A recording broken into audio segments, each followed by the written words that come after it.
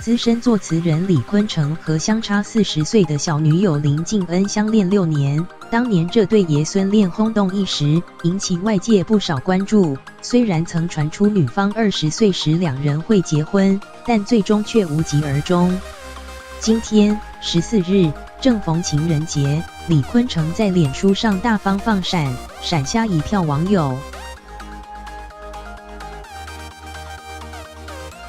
李坤城今天在脸书上转发2016年的贴文，内容提到因为小女友林敬恩的关系，现在两人暂时分开，都会养成说爱你的习惯。当年两人爱的高调，这几年却鲜少公开放闪。今天正逢情人节，因此李坤城在脸书上更新两人现况，写到情人节回想6年不变的小箴言：爱你，爱你。间接证实这段爷孙恋感情依旧稳定。